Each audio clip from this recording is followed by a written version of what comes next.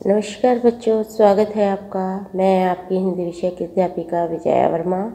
बेटे, आज मैं आपको विष्णु खरे द्वारा रचित कविता एक कम के विषय में बताने जा रही हूँ।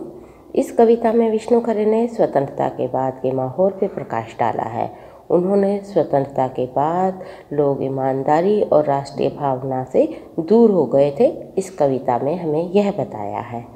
उन्होंने यह भी बताया है कि भ्रष्टाचार और बेईमानी ने उस समय समाज में स्थान ले लिया था। विभिन्न तरीकों को अपनाकर लोग अमीर हो गए थे, परंतु जिन लोगों ने भ्रष्टाचार और बेईमानी के तरीकों को नहीं अपनाया, वे अपनी रोज़मर्रा की ज़रूरतों के लिए भी दूसरों के सामने हाथ फैलाने को मजबूर हो गए। कवि ने इस स्थिति के लिए पूंजीपति वर्ग और स्वार्थ प्रवृत्ति को जिम्मेदार माना है। तो अब हम करते हैं इस कविता की व्याख्या। 1947 के बाद से इतने लोगों को अपने तरीके से आत्मनिर्भर, मालामाल और गतिशील होते देखा है कि अब जब आगे कोई हाथ फैलाता है 25 पैसे, एक चाय या 2 रोटी के लिए, तो जान लेता हूँ मेरे सामने एक ईमानदार आदमी, औरत या बच्चा खड़ा है। इस कविता के माध्यम से कवि बता रहा है कि जिन लोगों ने स्वतंत्रता के पश्चात झूठ, छल, कपट या बेईमानी का रास्ता अपना लिया, वे अमीर बन गए और जो ईमानदार थे वे गरीब रह गए और इस माहौल में दूसरों के आगे हाथ फैलाने को मजबूर हो गए। जब कोई चाय या 25 पैसे के लिए हाथ फैलाता है तो कवि यह जान लेता है कि वह कोई ईमानदार आदमी, औरत या बच्चा है जिसने बेईमानी का रास्ता नहीं अपनाया। बेटा, इन पंक्तियों में कवि ने जनता के मोह भंग की स्थिति को और समाज के गिरते हुए जीवन मूल्य की ओर संकेत किया है और यह बताने का प्रयास किया है कि हर मांगने वाला व्यक्ति बेकारी के कारण नहीं मांगता, वह निठल्ला नहीं होता है, परंतु कुछ स्वार्थी लोगों के लालच के कारण समाज का जो वैभव है, जो संपत्ति है, वो कुछ हाथों में सिमट कर रह जाती है और मजबूरी में ईमानदार व्यक्ति को हाथ फैलाना पड़ता है। अब आइए हम आगे देखते हैं। मानता हुआ कि हाँ, मैं लाचार हूँ, कंगाल या कोढ़ी, या मैं भला चंगा हूँ और कामचोर और एक मामूली धोखेबाज, लेकिन पूरी तरह तुम्हारे संकोच, लज्जा, परेशानी या गुस्से पर आश्रित तुम्हारे सामने बिल्कुल नंगा, निर्लज और निराकांक्षी मैंने अपने को हटा लिया है हर होड़ से। मैं तुम्हारा विरोधी, प्रतिद्वंदी या हिस्सेदार नहीं। मुझे कुछ देकर या न देकर भी तुम कम से कम एक आदमी से तो निश्चित रह सकते हो। इन पंक्तियों में कवि बेईमान और भ्रष्टाचारियों के बीच जी रहे ईमानदार व्यक्ति के प्रति सहानुभूति प्रकट करते हुए कहता है कि मैंने तुम्हारे सामने अपने आत्मसम्मान को खो दिया है। वह ईमानदार व्यक्ति की मदद नहीं कर पा रहा है, इस बात के लिए कवि को शर्म आती है और वह इसी कारण कहता है कि उसने अपने आत्मसम्मान को खो दिया है उनके समक्ष। उसने सारी इच्छाएं और आकांक्षाओं को भी छोड़ दिया है। अब वह किसी से मुलाकात भी नहीं करना चाहता। कवि ईमानदार व्यक्ति का विरोधी या उसका हिस्सा बांटने वाला नहीं बनना चाहता। उसका मानना है कि यदि वह उनकी मदद नहीं कर सकता तो वह उनके समक्ष एक प्रतिद्वंदी के रूप में भी खड़ा नहीं होगा और इसीलिए कवि ईमानदार व्यक्ति का विरोधी और हिस्सा बांटने वाला नहीं बनना चाहता। इसका अर्थ समझे बेटा? इसका अर्थ है कि उसके भीतर अब न तो धन कमाने की चाहत है और ना ही कवि उन्नति के रास्ते पर जाना चाहता है। अब हम कविता एक कम की कुछ प्रमुख विशेषताओं को जानें जो बहुवैकल्पिक प्रश्नों की दृष्टि से अत्यंत महत्वपूर्ण है। यह आप जान गए हैं, यह कविता विष्णु खरे द्वारा लिखी गई है। इसकी भाषा खड़ी बोली है और शैली में भावनात्मकता है। इस कविता में प्रयुक्त रस शांत है। 25 पैसे में अनुप्रास अलंकार का प्रयोग हुआ है। अलंकारों की विस्तृत जानकारी मैं अपनी पिछली वीडियो में दे चुकी हूँ। हाथ फैलाना भी एक मुहावरा है बेटा, जिसका यहाँ प्रयोग किया गया है।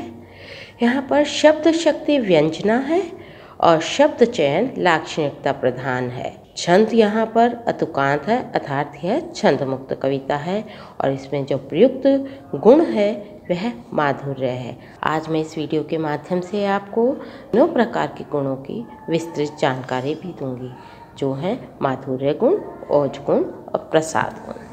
उसे करने से पहले चलिए अब हम करते हैं पाठ से संबंधित प्रश्नोत्तर, जो परीक्षा की दृष्टि से 3 या 2 अंक के आएंगे। बेटे, पिछले वीडियो में मैंने आपको सत्य कविता को पढ़ाया था और आज मैंने आपको एक कम कविता को पढ़ाया है। ये दोनों ही कविताएं विष्णु खरे द्वारा रचित हैं और इन दोनों ही पाठों से लिए जाने वाले प्रश्नोत्तरों की अब हम चर्चा करेंगे। एक महत्वपूर्ण प्रश्न ये है बेटा, हाथ फैलाने वाले व्यक्ति को कवि ने ईमानदार क्यों कहा, स्पष्ट कीजिए। तो इसका उत्तर आप लिखेंगे, हाथ फैलाने वाले को कवि ने ईमानदार इसलिए कहा है क्योंकि ईमानदार होने के कारण उसने भ्रष्टाचार और बेईमानी का सहारा नहीं लिया, जिसके कारण वह गरीब रह गया। यदि वह भ्रष्टाचारी होता तो वह भी अमीर बन जाता और उसे किसी के आगे हाथ फैलाने या भीख मांगने की ज़रूरत नहीं पड़ती।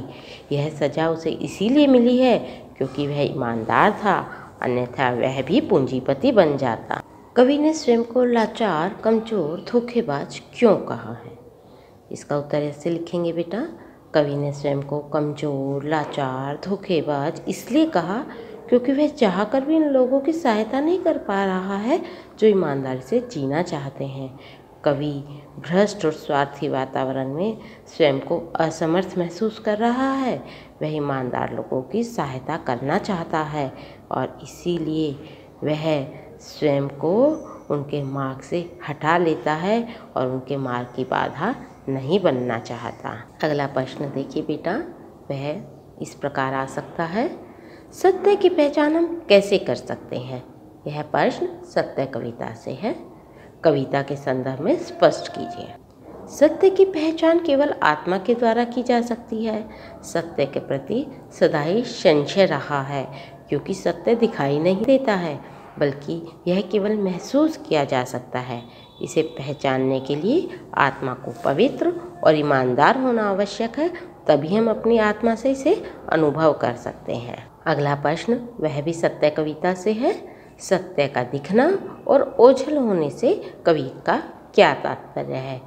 जिन बच्चों ने सत्य कविता पर आधारित वीडियो को नहीं देखा है, इन प्रश्नों को करने से पहले वह सत्य कविता पर आधारित मेरी पिछली वीडियो को अवश्य देखें। सत्य का दिखना और ओझल होने से कवि का तात्पर्य है कि कभी व्यक्ति को आभास होता है कि सत्य उसके सामने है, लेकिन अगले ही क्षण सत्य उसकी आंखों से ओझल हो जाता है।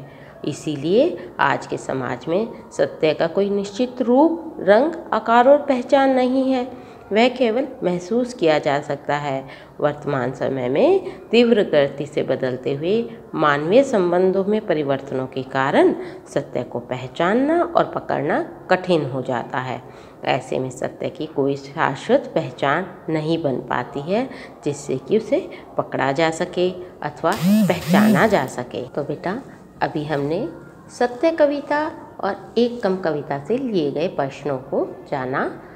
मैंने आपको वीडियो में बताया था कि आज मैं आपको काव्य के गुणों के विषय में जानकारी दूंगी। यह जानकारी हमें मात्र इस पाठ के लिए महत्वपूर्ण नहीं है, अपितु जब तक हम हिंदी विषय को जानेंगे, जब तक हम हिंदी विषय से जुड़े रहेंगे, तब तक यह ज्ञान हमें प्रयोग में लाना है। तो आइए बेटे, अब हम जानकारी प्राप्त करते हैं काव्य गुणों के बारे में।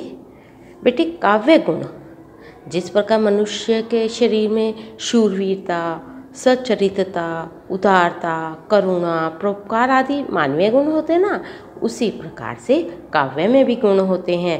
उन गुणों के नाम हैं प्रसाद गुण, ओज गुण, माधुर्य गुण। आपने जाना था यह कविता माधुर्य गुण से है, तो यह माधुर्य गुण क्या है ये अब हम जानेंगे। जब किसी काव्य को पढ़ने या सुनने से हृदय में मधुरता का संचार होता है, वहाँ माधुर्य गुण होता है। यह गुण विशेष रूप से कौन से रसों में पाया जाता है? श्रृंगार रस, शांत रस और करुण रस में। सत्य कविता जो थी बेटा हमारी, वह भी माधुर्य गुण से थी और उसमें शांत रस का प्रयोग किया गया था। अगला गुण है ओज गुण। ओज गुण जैसा कि इसके नाम से ही आपको समझ में आ रहा होगा, जहाँ उत्साह हो, उमंग हो और सुनने से हृदय में वीरता का संचार होता है, वहाँ ओज गुण होता है। इस प्रकार के काव्य में बेटा कठोर संयुक्ताक्षर वाले वर्णों का प्रयोग होता है। यह गुण मुख्य रूप से वीर, विभत्स और भयानक रस में पाया जाता है। आपको याद होगा, आपने राम परशुराम संवाद में जो 10वीं कक्षा में पढ़ा था, उसमें इस गुण से ओतप्रोत काव्यांश था। अब हम अंतिम गुण पर विचार करते हैं, जो है प्रसाद गुण। प्रसाद गुण यानी जिसमें निर्मलता और प्रसन्नता मिले, जिस काव्य को पढ़ने या सुनने से हृदय या मन खिल जाए, हृदयगत शांति का बोध हो, वहाँ प्रसाद गुण होता है। इस गुण से काव्य सरल, सुबोध और सुग्राहम होता है और यह सभी रसों में पाया जाता है। आपको याद होगा, जब आपने कार्नेलिया का गीत पढ़ा था और देवसेना का गीत जो पढ़ा था, वह प्रसाद गुण से ही ओतप्रोत था।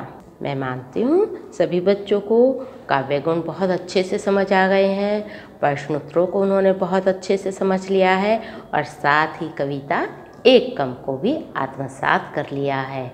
तो बेटा अब अगली वीडियो तक इंतज़ार कीजिए और अपने पाठ्यक्रम को गति देते हुए अभ्यास कीजिए। धन्यवाद।